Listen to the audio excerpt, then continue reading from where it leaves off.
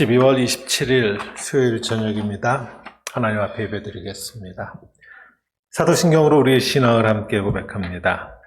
전능하사 천지를 만드신 하나님 아버지를 내가 믿사오며 그 외아들 우리 주 예수 그리스도를 믿사오니 이는 성령으로 잉태하사 동정녀 마리아에게 나시고 본디오 빌라도에게 고난을 받으사 십자가에 못 박혀 죽으시고 장사한 지 사흘 만에 죽은 자 가운데서 다시 살아나시며 하늘에 오르사 전능하신 하나님 우편에 앉아 계시다가 저리로서 산 자와 죽은 자를 심판하러 오시리라.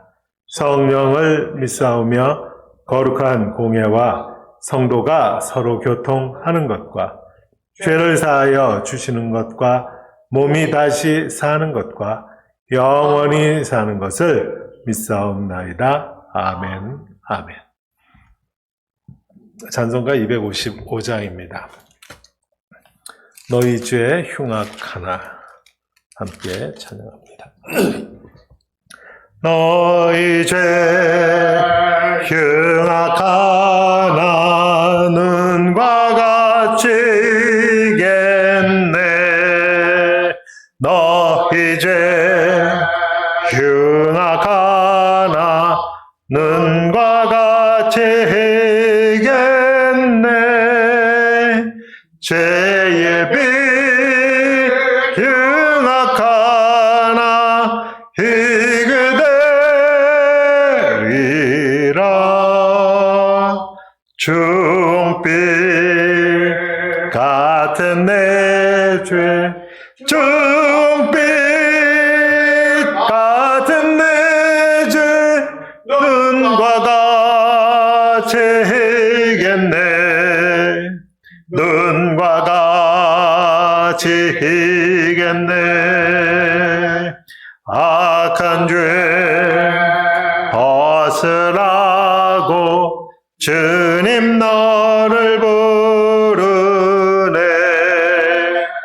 악한 죄 벗으라고 주님 너를 부르네. 하나님 크신 사랑 아니 없어라. 악한 죄 벗으라고 악한 죄 벗으라고 주님 너를 부르네. 주님 너를 부르네. 너희 죄 사해 주사 기억 아니하시네. 너희 죄 사해 주사 기억 아니하시네. 불쌍한 사람들아 오라시네. 너희 죄 사해 주사 너희 죄 사해 주사 기억 아니하시네. 기억 아니하시네. 아멘. 아멘. 계속해서 494장입니다. 만세반석 열리니 내가 들어갑니다. 함께 찬양합니다. 만세반석 열리니 내가 들어갑니다. 장애 어리쌍하여 물과 피를 흘린 것 내게 효험되어서 정결하게 하소서. 내가 공을 세우나 은혜가 없지 못하네 쉼이 없이 힘쓰고 눈물 근심 많으나 구속 못할 죄인을 예수 홀로 속하네 빈손 들고 앞에 가 십자가를 붙드네 의가 없는 자라도 도와주심 바라고 생명샘에 나가니 나를 씻어주소서 살아생전 숨쉬고 주가 세상 떠나서 거룩하신 주 앞에 끝나심 판당할 때 만세 반석 열리니 내가 들어갑니다.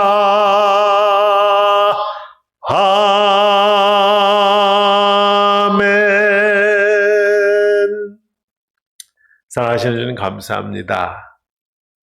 2023년도 마지막 주간, 마지막 3일 예배로 하나님 앞에 나아갑니다. 말씀 앞으로 나아갑니다. 주님의 임재 안으로 나아갑니다. 이 시간 함께 하시는 주님으로 인하여서 위로가 필요한 심령에 위로 함께하여 주시고 용기가 필요한 심령엔 용기를 더하여 주시고 내면 깊은 곳을 들여다볼 수 있는 하나님, 그 믿음으로 우리의 내면 깊은 곳에 반짝이는 하나님의 형상을 만나는 시간이 되도록 주님, 이 예배를 축복하여 주시옵소서. 성령 하나님께서 우리와 이 시간 함께하여 주심을 감사드리며 예수님 이름으로 기도합니다. 아멘. 아멘. 아멘. 하나님의 말씀은 민수기 17장입니다. 지난주에 앞에 16장을 보았고요. 계속 이어지는 17장 말씀입니다. 제가 읽겠습니다.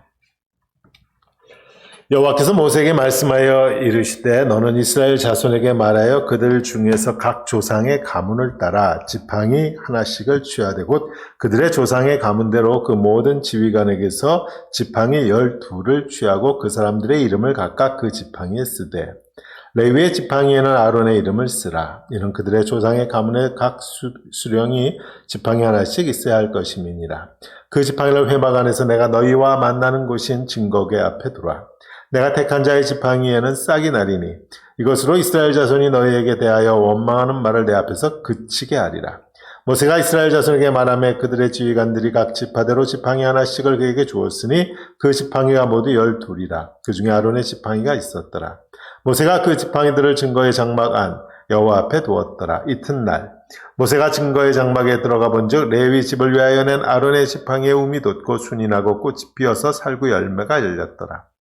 모세가 그 지팡이 전부를 여호와 앞에서 이스라엘 모든 자손에게로 가져오매 그들이 보고 각각 자기 지팡이를 집어들었더라. 여호와께서 또 모세에게 이르시되 아론의 지팡이는 증거궤 앞으로 도로 가져다가 거기 간직하여 반역한 자에 대한 표징이 되게 하여 그들로 내게 대한 원망을 그치고 죽지 않게 할지니라. 모세가 곧 그같이 하되 여호와께서 자기에게 명령하신 대로 하였더라. 이스라엘 자손이 모세에게 말하여 이르되 보소서 우리는 죽게 되었나이다. 망하게 되었나이다. 다 망하게 되었나이다. 가까이 나아가는 자 곧 여호와의 성막에 가까이 나아가는 자마다 다 죽사오니 우리가 다 망하여야 하리까. 아멘. 아멘. 자, 16장 말씀과 엮어서 17장 다 한꺼번에 봅니다. 민수기를 읽어오면서 우리가 발견하는 아주 중요한 교훈이 하나 있었습니다. 백성들의 불평, 불만은 강력한 전염성이 있다는 것이었어요. 이스라엘 백성 가운데 들어와 있는 이방 민족들, 전체적으로 보면 극소수의 사람들이었습니다.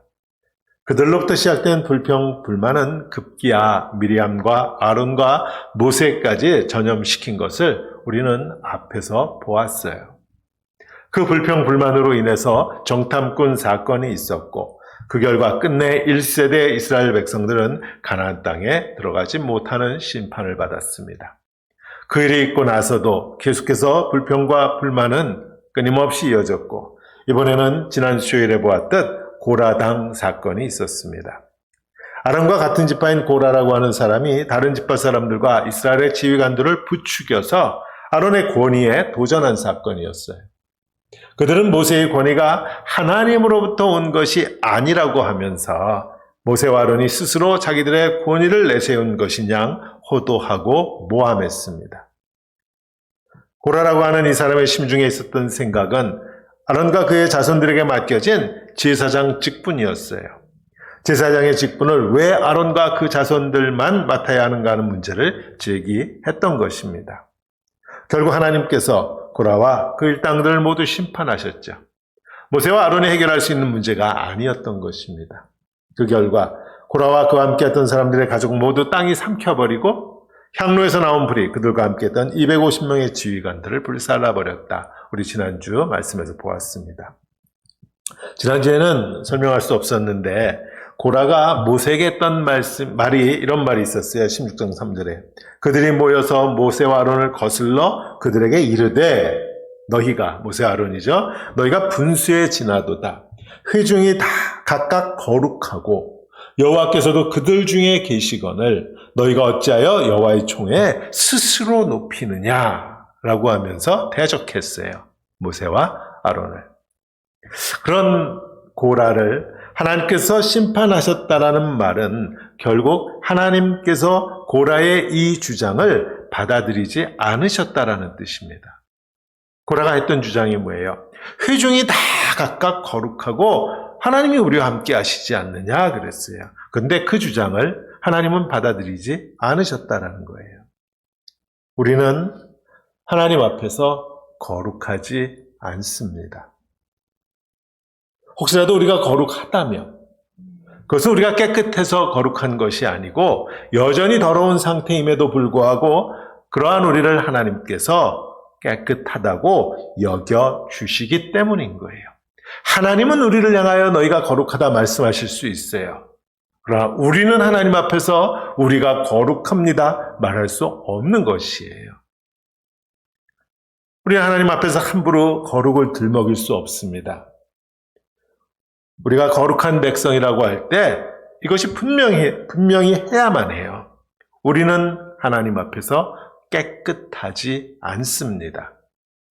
그래서 구원을 설명해 주는 신학적 용어가 칭의예요. 의롭다고 칭해 주셨다, 여겨 주셨다는 거죠. 더러운 것이 티끌만큼도 없이 깨끗한 존재가 되어서 거룩하다는 것이 절대로 아니에요. 우리는 여전히 더러울 뿐이에요. 자, 하나님께서 그렇게 고라와 그 일당을 심판하셨건만 백성들은 그러고 나서도 계속해서 모세 아론을 원망합니다. 그 심판이 있었는데도. 모세와 아론 때문에 이 일이 일어난 것처럼 16장 41절이었어요. 지난주에. 이튿날 이스라엘 자손의 온 회중이 모세 아론을 원망하여 이르되 너희가 여호와의 백성을 죽였도다. 고라당 그들을 모세와 아론이 죽인 것처럼 또 원망합니다.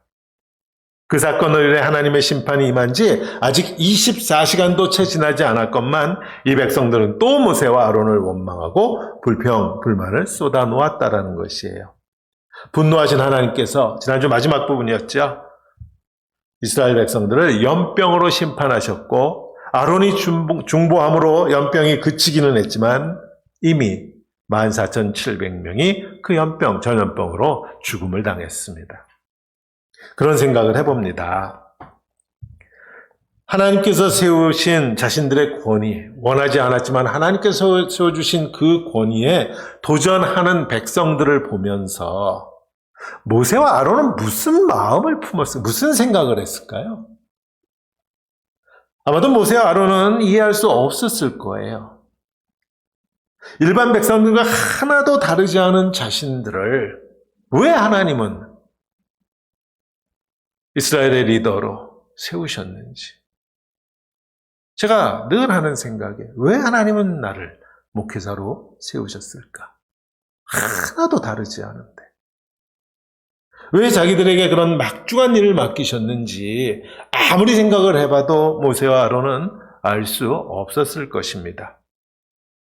자기 동족들이 그렇게 죽어나가는 것을 보면서 하나님께 심판받아서 자기 형제들이 그렇게 죽어나가는 것을 보면서 그만두고 싶지 않았을까요? 자기 형제들이 그렇게 죽어나가는데 고소해하면서 웃지 못했을 거예요. 속이 새까맣게 타들어가는 심정이었을 것입니다. 자기 형제들이에요. 자기들을 대적하면, 모세와 아론, 자기들을 대적하면 하나님의 진노가 그 백성들에게 임하는 것을 알게 되었으니까 더욱더 몸을 낮출 수밖에 없었겠죠. 우리는 이 부분에서 하나님께서 아브라함에게 주셨던 축복의 말씀, 약속의 말씀이 어떤 의미였는지 다시 생각해 보게 됩니다. 하나님이 아브라함이 뭐라고 그러셨어요? 너를 축복하는 자를 내가 축복하겠고 너를 저주하는 자를 내가 저주하겠다 말씀하셨잖아요. 창세기 12장입니다. 이 말씀이 얼마나 무서운 말씀인지를 모세와 아론은 처절히 느꼈을 거예요. 나를 저주하는 자를 하나님이 심판하신답니다. 죽이신대요. 내가 영성이 어릴 때는 이 말씀으로 인해서 신이 납니다. 나를 미워하고 욕하는 자를 하나님이 때려주신다고 하니까 얼마나 신이 나요.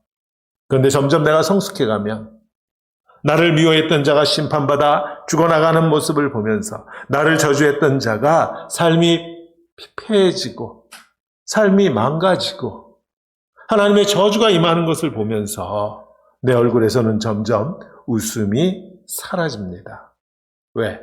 저들도 하나님께서 사랑하시고 구원하시기 원하시는 자들인 것을 내가 알기 때문이에요. 하나님이 세상을 그토록 사랑하사 하나님이 사랑하시지 않는 사람은 단 한 사람도 없기에 그들도 하나님의 구원의 대상임을 알기에 내 얼굴에서는 웃음이 점점점 사라져가요. 저들을 구원하시고자 하는 하나님의 뜻을 이루어드리려면 내가 저들 앞에서 낮아지는 방법, 그 길밖에는 없습니다. 내가 낮은 길을 택하지 않으면 더 많은 사람이 죽게 된다는 사실에 두려움이 가득할 수밖에 없잖아요. 너를 축복하는 자를 내가 축복을 내리고 너를 저주하는 자를 내가 저주하겠다고 하셨던 아브라함에게 주셨던 이 약속의 말씀은 결국 나를 예수 그리스도의 장성한 분량까지 성숙하게 만드시려고 하는 하나님의 훈련 방법인 것이에요. 그 말씀을 깨달으면 깨달을수록 나는 낮아질 수밖에 없습니다. 하나님께서 나를 택하시고 그런 나를 복 주시는 까닭은 내가 더욱더 낮아져서 다른 사람들이 나로 인하여 복을 받게 하시려고 그래서 나를 택하시고 복 주시는 것이에요. 내가 특별히 저 사람들보다 잘나서도 아니요 착해서도 결코 아닙니다. 모세와 아론은 두려움에 몸부림쳤을 것 같아요. 어찌 이런 일이 나를 대적했는데 저 사람들이 죽어나가요. 모세와 아론이 혹이라도 교만하거나 해서 다른 사람들에게 미움을 받는다면 그 결과는 모세와 아론이 해를 당하는 것이 아니고 자기 동족들이 당합니다. 이게 얼마나 두려운 것이에요. 영성이 낮으면 나를 미워하는 누군가가 하나님한테 혼이 나는 게 즐겁겠지만 그러면서 내가 잘난 줄 알지요. 내가 특별한 존재라서 하나님이 나를 이뻐해 주시는 줄 알아요. 영성이 낮을 때에는. 그러나 자라면서 깨닫습니다. 나는 저들과 하나도 다르지 않고 내가 저들의 위치였다면 나도 똑같이 행동했을 것을 압니다. 하나님께서 저들도 사랑하신다라는 것을 알아요. 하나님은 내게 주신 복으로 저들에게도 그 복이 흘러가기를 원하신다라는 것을 깨닫습니다. 그래서 저들 앞에서 더 이상 잘난 척을 못합니다. 더욱더 몸을 낮추려고 애를 쓰게 되고요. 혹시라도 나의 교만한 모습으로 인해 저들이 또 나를 미워하고 시기할까 봐 전전긍긍합니다. 그러기에 나의 삶은 이렇게 십자가의 삶이 될 수밖에 없는 것이에요. 이것이 그리스도인이 걸어가는 영성의 길입니다. 모세와 아론이 14,700명의 시체 앞에서, 그 죽음 앞에서 얼마나 두려웠을까요? 저들을 죽음으로 몰아간 것이 혹시라도 자기들의 교만 때문은 아니었을까 하는 생각이 왜 안 들었겠어요? 이러한 배경에서 오늘 본문은 아론의 권위가 하나님으로부터 온 것임을 하나님께서 친히 확증해 주신 사건입니다. 우리가 잘 아는 하룻밤 사이에 아론의 지팡이에서 싹이 돋고 열매가 맺는 바로 그 사건이요. 성경에는 참 많은 기적이 있죠. 창세기 열자마자 천지 창조로부터 신약 성경 열자마자 동정녀 탄생으로. 그러나 누가 뭐라고 해도 기적적인 사건의 하이라이트는 죽었던 예수가 3일 만에 부활한 사건일 것입니다. 그리고 돌아보면 구약 성경에는 예수의 부활을 암시하는 많은 사건들이 있었어요. 가장 대표적인 사건은 아브라함과 사라를 통해 이삭이 태어난 사건이죠. 아이가 없던 아브라함과 사라, 할머니 할아버지가 100살, 90살에 아이를 가졌으니 대단한 기적이죠. 성경은 이때 100살 된 아브라함을 이렇게 묘사합니다. 히브리서 11장. 이러므로 죽은 자와 같은 한 사람으로 말미암아 하늘의 허다한 별과 또 해변의 무수한 모래와 같이 많은 후손이 생육하였느니라. 죽은 자와 같은 한 사람, 아브라함을 얘기하는 거예요. 근데 이 부분은 옛날 성경 번역이 훨씬 더 이렇게 은율도 그렇고 멋있는 것 같아요. 이러므로 죽은 자와 방불한 한 사람으로 말미암아 이렇게 번역했다.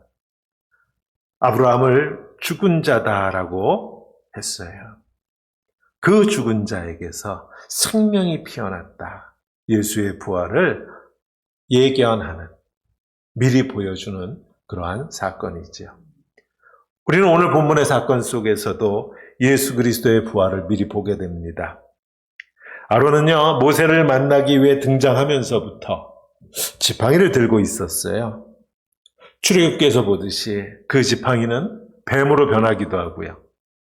나일 강물을 피로 변하기도 했고요. 땅을 쳤더니 티끌이 이가 되는 그러한 일도 있었죠. 이 모든 사건들의 중심에는 아론의 손에 들렸던 지팡이가 있었습니다. 어느 날 나이 들어 보이는 한 남자가 나뭇가지 하나로 지팡이를 만들었어요. 그 나뭇가지는 껍질이 벗겨지고 태양빛에 말려져서 수분이 하나도 없는 그러한 상태가 됩니다. 짝대기가 된 거죠. 그때 이후로 그 남자는 이 나뭇가지를 손에서 떨어뜨리지 않고 늘 들고 다녔습니다. 그 남자의 발걸음을 인도하는 지팡이 역할을 하게 된 것이에요. 이 나뭇가지는 본체에서 잘려 나와서 껍질은 벗겨지고 수분은 하나도 없는 기다란 짝대기로 전락한 이후로는 그저 땔감용이에요. 장작이 되어 불길에 던져지지 않은 것을 위안으로 삼았을 것입니다. 그러던 어느 날 다른 12개의 지팡이와 함께 어두컴컴한 방으로 던져졌어요. 다른 지팡이들도 자기와 비슷한 모습이었습니다. 껍질은 벗겨지고 수분은 하나도 없고 당장 땔감으로 던져져도 하나도 이상할 것이 없는 그러한 모습. 다들 똑같이 보였습니다. 어느 지팡이도 다른 지팡이보다 나을 것도 못할 것도 없는 거긴 그런 모습의 지팡이 13개가 컴컴한 방 속으로 던져졌어요. 그 밤 지팡이 하나, 오늘 성경이 보여주듯 아론의 지팡이는 기절초풍할 뻔했습니다. 껍질은 벗겨지고 수분 하나도 없이 말라 비틀어진 자기 몸에서 순이 돋고 싹이 나고 열매가 맺어집니다. 그래서 얼른 옆을 보았을 거예요. 나만 그런가? 다른 12개의 지팡이도 나랑 똑같은 일이 일어나고 있는지 보려고 옆을 돌아보았겠죠. 그러나 다른 12개의 지팡이들은 여전히 말라 비틀어진 모습 그대로였습니다. 오직 나한테만 그 일이 일어나고 있는 것이었어요. 절대로 일어날 수 없는 일이 일어납니다. 본체 나무로부터 떨어져 나왔고 껍질은 다 벗겨졌고 나뭇가지의 수분은 하나도 없이 바짝 말랐고 그렇다고 밤새 땅에다 박아둔 것도 아니었어요. 그냥 어떤 상자 같은 건 옆에 던져졌을 뿐입니다. 그런데 갑자기 그 말라 비틀어진 나뭇가지에 생기가 돌고 싹이 나고 열매가 맺히고 마치 진흙덩어리에 생기가 돌고 피가 흐르고 호흡을 하고 창세기 맨 앞에 사람이 만들어지듯 그렇게 이 나뭇가지가 열매를 맺습니다. 우리는 아론의 지팡이에서 살구나무 열매를 맺었다는 말씀으로부터 한 가지 사실을 떠올려야만 해요.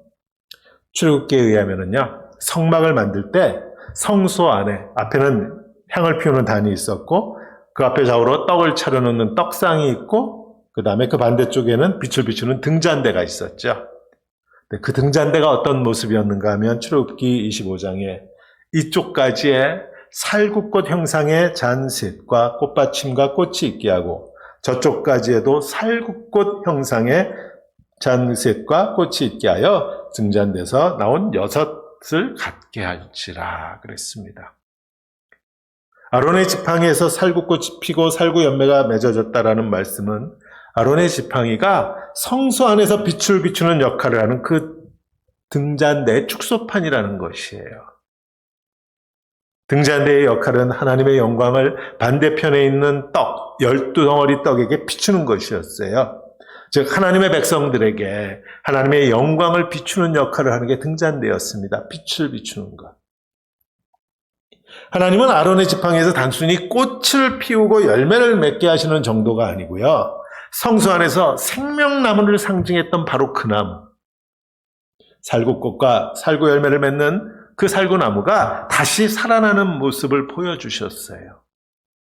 생명의 나무가, 생명나무가 살아나는 것을 보여주신 것이에요.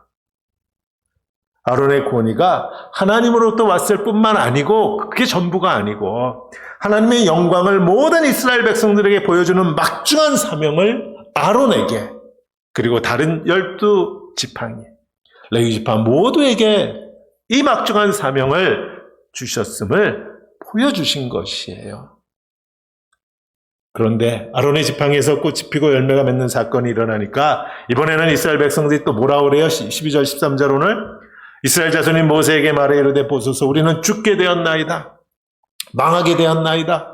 다 망하게 되었어요. 가까이 나아가는 자 곧 여호와의 성막에 가까이 나아가는 자마다 다 죽사오니 우리가 다 망하여야 하리까. 아론의 지팡이에만 꽃이 피고 우리 건 다 그대로 죽은 모습이니까 우리는 다 망했다. 그렇게 소리친 것 같습니다. 앞에서 고라를 통해서 했던 말이 있었죠. 우리가 다 거룩하다. 그 교만했던 주장과 비교하면 이 백성들은 그래도 비로소 깨달은 게 있는 것 같아요. 하나님 앞에서 우리는 다 죽은 자들이다 라고 하는 것을 깨달았어요. 그럼에도 아직도 가장 중요한 거 한 가지를 깨닫지 못하고 있습니다.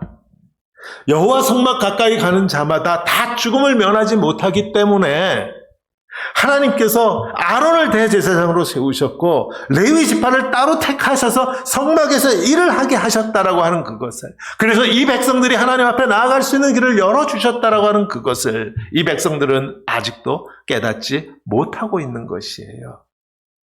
그들이 생각하고 있는 건 이것 하나밖에 없었어요. 계급입니다. 아론은 우리보다 높아. 그러니까 우리가 다 아론한테 복종해야 돼. 그런데 그게 그렇게 싫었어요.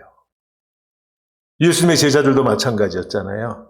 십자가의 죽음을 향하여 예루살렘으로 올라가시는 예수님께 예루살렘에 올라가셔서 마침내 왕의 자리에 앉으시면 우리 중에 하나는 우편에 앉혀주시고 하나는 좌편에 앉게 해달라고, 하나는 우의정시켜주시고 하나는 좌의정시켜달라고 제자들도 계급의 눈이 멀어 있었잖아요.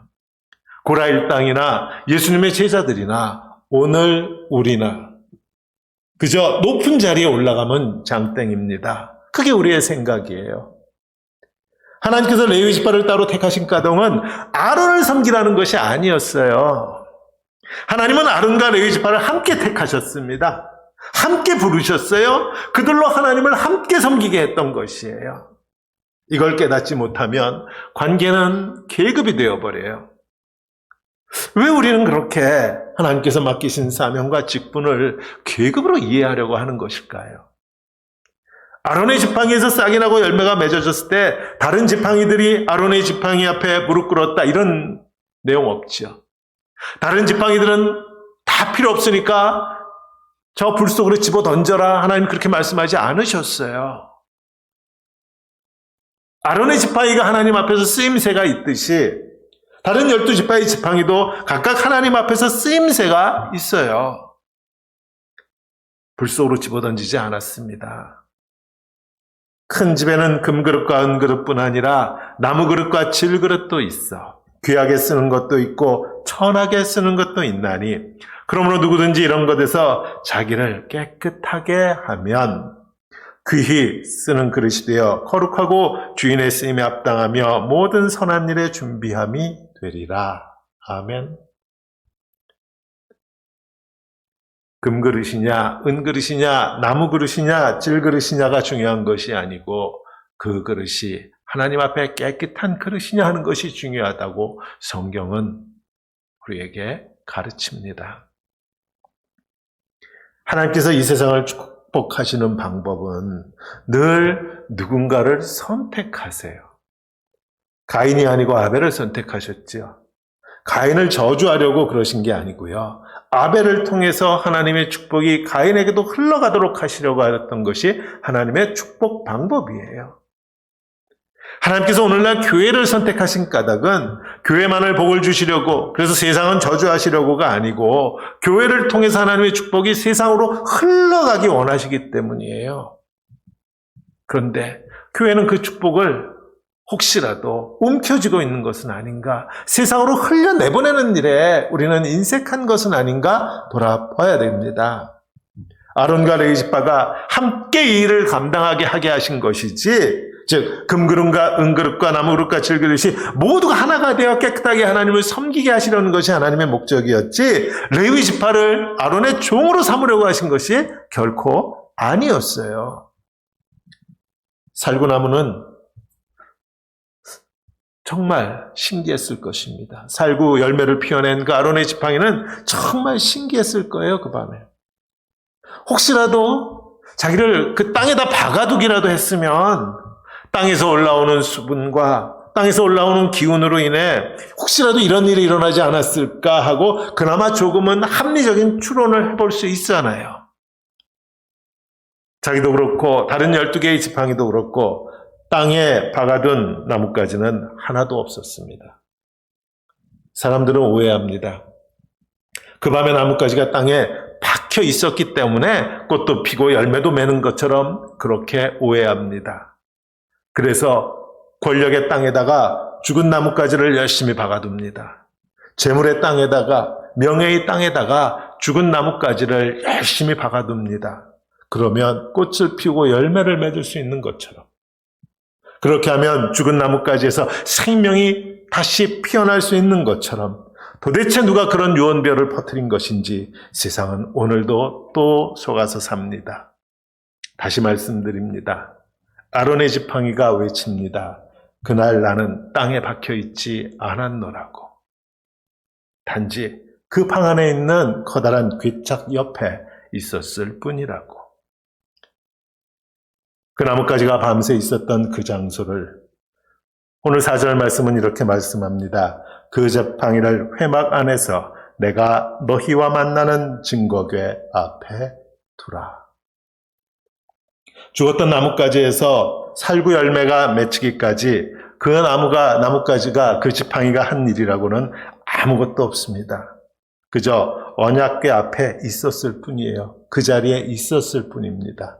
하나님께서 백성들을 만나시는 그 자리에 있었을 뿐이에요. 그러나 여기서 우리가 아주 중요한 한 가지 질문을 하게 되죠. 그 나뭇가지가 그럼 그 자리에 어떤 모습을 하고 있었느냐 하는 질문입니다. 어떤 모습을 하고 있었나요? 껍질은 벗겨지고 수분은 하나도 없이 반짝 말라서 죽은 모습이었습니다. 아브라함이 죽은 자를 방문한 것과 같았듯이 이 지팡이도 죽은 자의 모습이었어요. 껍질이 있는 척, 수분이 있는 척 그렇게 있지 않았습니다. 그렇게 죽은 모습으로 있는 나뭇가지를 하나님은 밤새 생명나무로 바꾸셨어요. 내 모습 그대로 꾸밀 것도 없고 포장할 것도 없고 허물 많고 흠 많은 그런 내 모습 그대로 하나님 앞에 임재 안에 섰을 때 하나님은 그러한 우리들에게서 생명의 열매를 피워내십니다. 그런데 이게 그렇게 어렵습니다. 이게 우리 힘으로는 안 될 만큼 어렵고 힘들고 불가능해요. 선악과를 먹은 우리는 계속해서 척합니다. 믿음까지도 있는 척하지요. 우리도 하나님 앞으로 나아갑니다. 예배를 드리고 기도를 하고 묵상을 하고 매 순간 하나님 앞에 있는 임재의 연습을 합니다.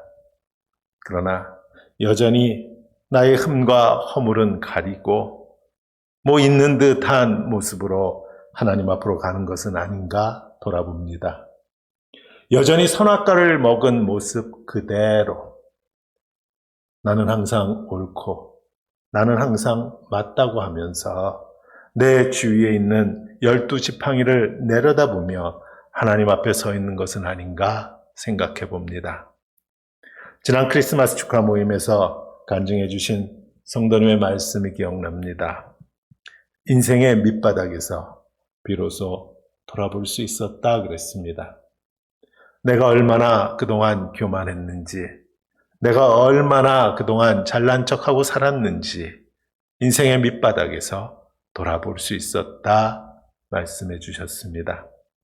물론 그때도 신앙생활 열심히 했다고 합니다. 그러나 하나님 앞에 서 있던 내 모습은 그 열심으로 포장된 모습이었을 뿐입니다.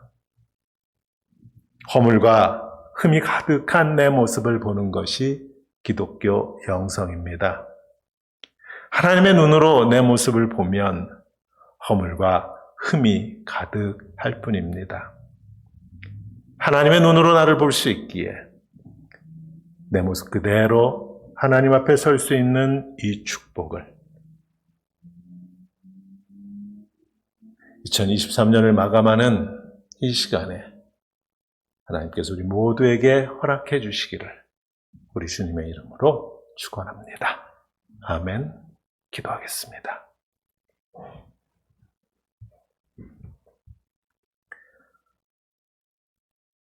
인생의 바닥에 처박혀 봐야 보이는 것도 있나 봅니다. 그 전까지는 내 눈에 비친 내 모습은 그럴듯하게 보였나 봅니다. 하나님, 껍질은 다 벗겨지고 수분 하나도 없이 깡 말라버린 그 모습으로 아론의 지팡이는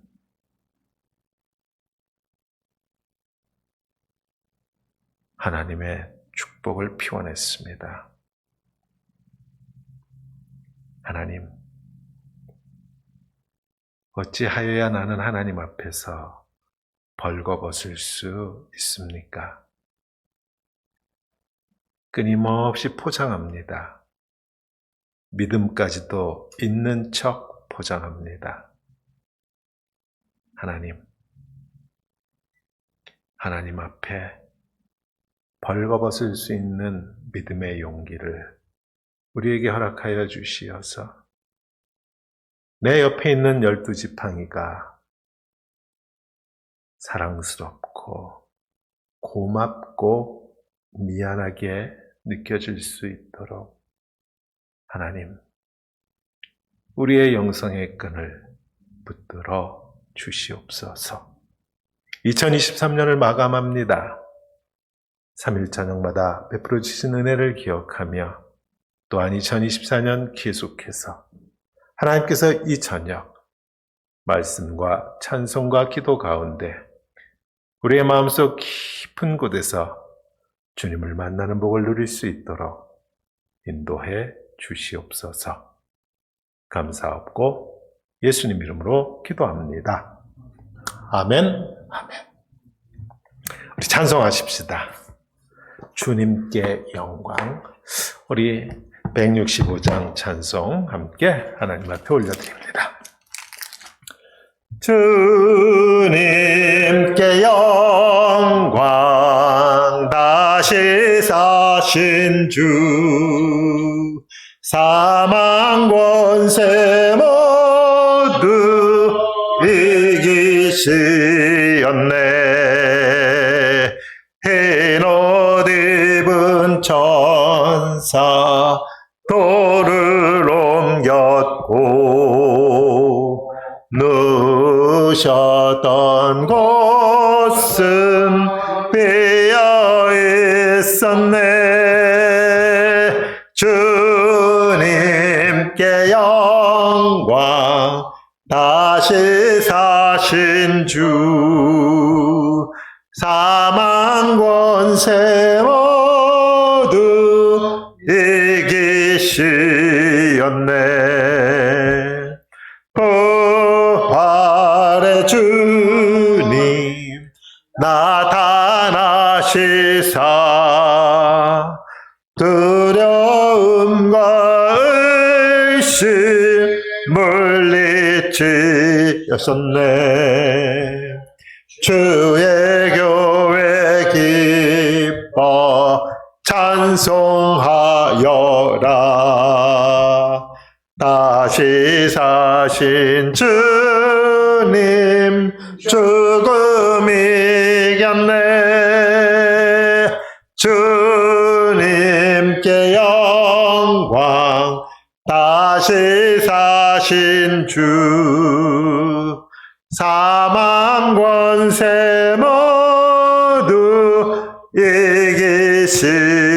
이기시었네. 생명의 임금, 영광의 주님, 주님 없는 삶은 헛될 뿐이라. 주의 사랑으로 세상 이기고 요단 건너 본향 가게 하소서. 주님께 영광, 다시 사신 주, 사망 권세 모두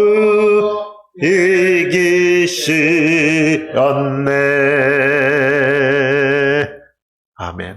주기도문을 마치겠습니다. 하늘에 계신 우리 아버지여, 이름이 거룩히 여김을 받으시오며 나라의 임하옵시며 뜻이 하늘에서 이루어진 것 같이 땅에서도 이루어지이다. 오늘날 우리에게 일용할 양식을 주옵시고 우리가 우리에게 죄 지은 자를 사하여 준 것 같이 우리 죄를 사하여 주옵시고 우리를 시험에 들게 하지 마옵시고 다만 악에서 구하옵소서. 내게 나라와 권세와 영광이 아버지께 영원히 있사옵나이다. 아멘. 아멘.